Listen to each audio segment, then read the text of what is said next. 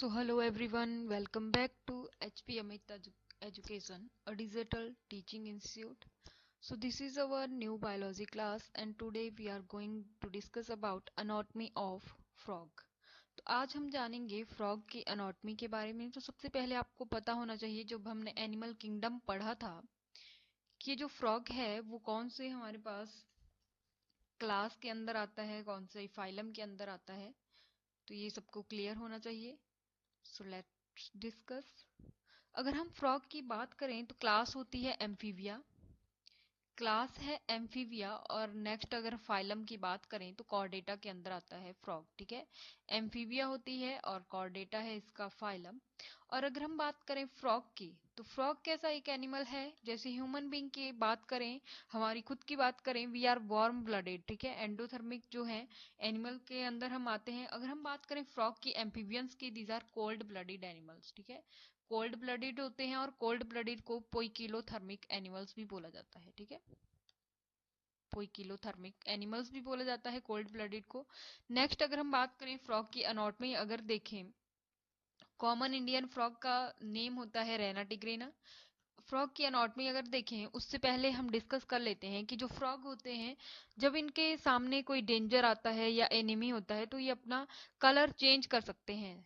That's why they show mimicry. ठीक है, इस टाइप की मिमिक्री को, जिसमें ये अपना कलर जो है वो चेंज कर सकते हैं, इसको हम प्रोटेक्टिव कलरेशन भी बोल सकते हैं। यानी दे शो कैमाफ्लॉज, इनके पास कैमोफ्लाइज की एक्टिविटी होती है अपना कलर चेंज करने की इन केस ऑफ डेंजर। इसको प्रोटेक्टिव कलरेशन और मिमिक्री हम नाम देते हैं। नेक्स्ट अगर हम बात करें फ्रॉग के मॉर्फोलॉजी की बात कर लेते हैं। फ्रॉग की मॉर्फोलॉजी में आपको इस तरह से इनका स्ट्रक्चर देखने को मिलता है। हेड होता है, ट्रंक होता है। ठीक है, और अगर हम बात करें नेक्स्ट, तो ये जो इनकी स्किन होती है थोड़ी मॉइस्ट स्किन होती है। और ये फ्रॉग जो होते हैं दे नेवर ड्रिंक वाटर। आपको लगेगा कि वाटर में रहते हैं, they can drink water, but they never drink water. ठीक है, ये एब्जॉर्व करते हैं वाटर को थ्रू देयर स्किन। ठीक है, इनकी जो स्किन होती है, अगर हम बात करें, पेल येलो कलर की आपको देखने को मिलेगी। और ये जो इनकी आईज होती हैं, आईज के पास हमें क्या देखने को मिलेगा, निक्टेटिंग मेम्ब्रेन होती है। ठीक है, क्योंकि ये वाटर में भी रहते हैं, एम्फीबियंस होते हैं, ये टेरेस्ट्रियल प्लेसेस में भी रह सकते हैं और वाटर में भी। निक्टेटिंग मेम्ब्रेन इसलिए होती है क्योंकि वाटर में इनके आईज के लिए वहां पे एक तरह की प्रोटेक्शन ये प्रोवाइड करती है इनको। नेक्स्ट अगर हम बात करें, जब ये वाटर में होते हैं तो निक्टेटिंग मेम्ब्रेन जो आईज में होती है वो ही इनको प्रोटेक्ट करती है। आपको नॉस्ट्रिल यहाँ पे देखने को मिलेगा, स्नाउट होता है, हेड रीजन है, फिर ईयर में हमें यहाँ पे देखने को मिलता है क्या, टिम्पेनम। ठीक है, टिम्पेनम की बात करें, ये ईयर में देखने को मिलता है फ्रॉग के। नेक्स्ट हमें यहाँ पे देखने को मिलेगी इसकी four limb and hind limb. ठीक है, फोर लिम्ब और हाइंड लिम्ब की बात करें तो फोर लिम्ब में भी आपको अनवेब्ड फीट देखने को मिलेंगे, और हाइंड लिम्ब की बात करें यहाँ पे हमें वेब्ड फीट देखने को मिलते हैं। इनकी जो बॉडी होती है, जो ये लिम्स होते हैं, मस्कुलर होती है, वेब्ड डिजीज होंगे फीट में, ताकि ये जो वेब्ड फीट हैं ये हेल्प करते हैं इनकी स्विमिंग के लिए।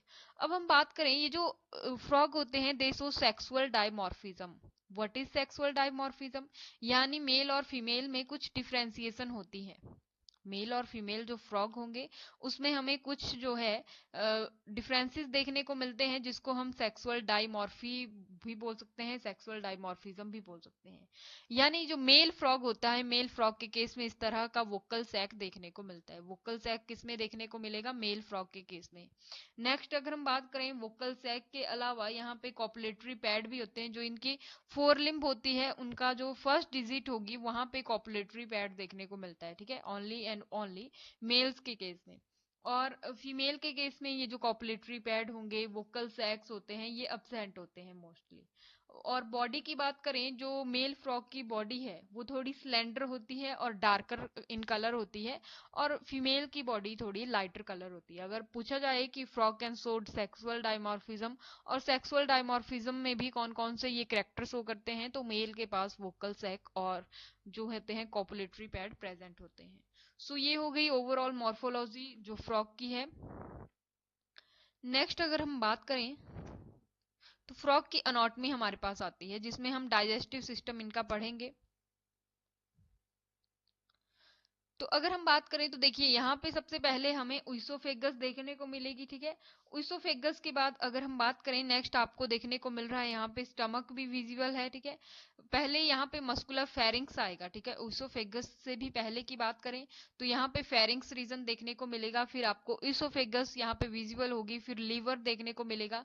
नेक्स्ट हमें देखने को मिलता है यहाँ पे स्टमक, और स्टमक का कौन सा पार्ट होता है यहाँ पे कार्डिक, और दूसरा नेक्स्ट एंड वाले पार्ट पाइलोरिक पार्ट यहाँ पे देखने को हमें मिलता है। फिर हम बात करें इंटेस्टाइन की, तो इंटेस्टाइन भी यहाँ पे थोड़ी क्वाइल्ड होती है। स्मॉल इंटेस्टाइन में सबसे पहले यहाँ पे डुइडेनम देखने को मिलेगा। डुइडेनम ये थोड़ी इंटेस्टाइन की अगर हम बात करें थोड़ी रिड्यूस होती है इस केस में। ये जो स्मॉल इंटेस्टाइन है ये थोड़ी इस केस में कैसी होगी, रिड्यूस होती है। नेक्स्ट अगर हम बात करें यहाँ पे हमें लार्ज इंटेस्टाइन देखने को मिलती है, और एंड में क्लोकल यहाँ पे अपर्चर और क्लोएका होता है। यूरिनरी ब्लैडर होता है, यूरेटर देखने को मिलेगा, किडनी प्रेजेंट होती है फ्रॉग के केस में। अगर हम बात करें डाइजेस्टिव सिस्टम की, ठीक है, स्टमक कितने पार्ट देखे, स्टमक के दो पार्ट होते हैं, कार्डिक और पाइलोरिक, ठीक है। और अगर हम बात करें ये अपना फूड कैसे कैप्चर करते हैं, इनकी बाइलोब टंग होती है।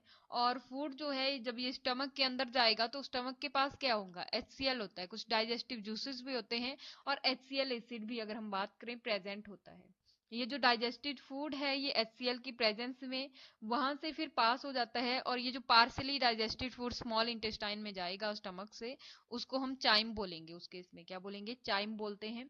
नेक्स्ट अगर हम बात करें ये जो चाइम है, ठीक है, चाइम स्टमक से फिर पास हो जाता है डुइडेनम वाले पार्ट में, और डुइडेनम से फिर ये वहां भी हमें देखने को मिलेंगे बाइल, ठीक है, लीवर है, ठीक है, लीवर से भी क्या आएगा, बाइल जूस आएगा गॉल ब्लैडर में जो स्टोर होगा। और अगर हम बात करें ये जो बाइल जूस के पास साथ मिक्स हो जाएगा फूड, फिर इमल्सिफिकेशन हो जाती है जो हमारा फूड है उसकी, और फाइनली जो फूड है वो डाइजेस्ट हो जाता है। और इंटेस्टाइन की अगर हम बात करें यहाँ पे वेरी स्मॉल सॉर्ट जो है हमें फोल्डिंग देखने को मिलती है कुछ विलाई और माइक्रोविलाई की फॉर्म में, जो फूड की एब्जॉर्प्शन में हेल्प करती है। सो ये था हमारे पास इसके डाइजेस्टिव सिस्टम के बारे में। अब हम रेस्पिरेटरी सिस्टम की बात करें, रेस्पिरेशन की बात करें अगर फ्रॉग के केस में, रेस्पिरेशन इन फ्रॉग, तो रेस्पिरेशन इनके लंग्स के थ्रू भी होता है, ठीक है, it occur through lungs, skin के थ्रू भी होता है, and the respiration through skin is known as cutaneous respiration.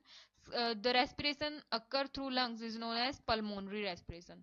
तो लंग्स के through pulmonary respiration, cutaneous respiration, और गिल्स के थ्रू भी रेस्पिरेशन देखने को मिलता है फ्रॉग के केस में, ठीक है। और एक और टाइप का रेस्पिरेशन यहाँ पे बक्कोफेरेंजियल टाइप का अगर हम बात करें रेस्पिरेशन हमें देखने को मिलता है। बक्कोफेरेंजियल टाइप की अगर हम बात करें, टक्कर on the land and during partial immersion of water. यानी देखिए क्यूटेनियस रेस्पिरेशन कब होगा, जब ये हमें पता है फ्रॉग क्या होते हैं, ये कुछ स्लीप के अंडर चले जाते हैं, यानी जब इनकी अनफेवरेबल इनके लिए पीरियड आ जाता है तो ये स्लीप में चले जाते हैं, विच इज ऑल्सो कॉल्ड, अगर समर स्लीप को बोलते हैं हम एस्टिवेशन, ठीक है, summer sleep is known as aestivation.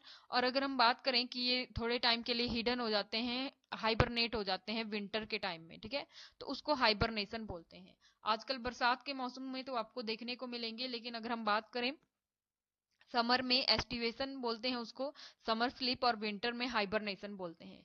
इस केस में जब ये बर्रों के अंदर चले जाते हैं उस केस में ये रेस्पायर करते हैं थ्रू देयर वेस्कुलर स्किन, और उसी टाइप के रेस्पिरेशन को हम क्यूटेनियस रेस्पिरेशन बोलते हैं। Pulmonary respiration mostly less frequent होता है इसमें, लेकिन जब ये अडल्ट जो फ्रॉग होते हैं जब आउटसाइड वाटर होते हैं, यानी लैंड में जब ये होंगे टेरिस्ट्रियल प्लेसेस पे जब होते हैं, तो लंग्स के थ्रू ही रेस्पायर करते हैं। बक्कोफेरेंजियल हमने देख लिया, ये पार्सली जब इमर्स्ड होते हैं वाटर के अंदर तो बक्कोफेरेंजियल टाइप का रेस्पिरेशन शो करते हैं। सर्कुलेटरी सिस्टम की बात करें, वेल डेवलप्ड सर्कुलेटरी सिस्टम है, और कौन से टाइप का होता है, क्लोज टाइप का जो है सर्कुलेटरी सिस्टम, हार्ट सिस्टम यहाँ पे देखने को आपको मिलेगा। ब्लड की बात करें, ब्लड में लिम्फ से जो है वो ब्लड डिफ्रेंशिएट करता है।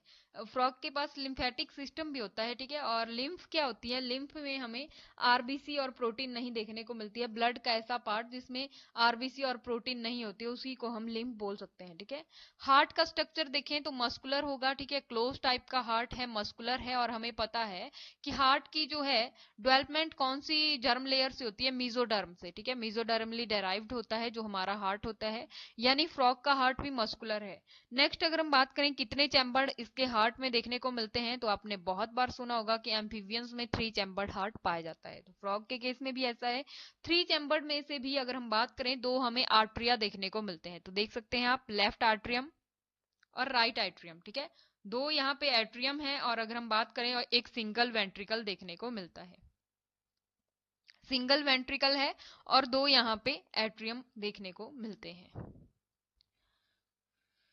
नेक्स्ट अगर हम बात करें वेंट्रिकल के बाद, ठीक है, यहाँ पे ट्रायंगुलर स्ट्रक्चर का साइनस जो वेनुसिस है, ठीक है, साइनस वेनुसिस, यहाँ पे ट्रायंगुलर स्ट्रक्चर का आपको देखने को मिल सकता है। ये देख सकते हैं आप, ट्रायंगुलर जो है साइनसिस वेनेसिस भी प्रेजेंट है यहाँ पे फ्रॉग के हार्ट के केस में।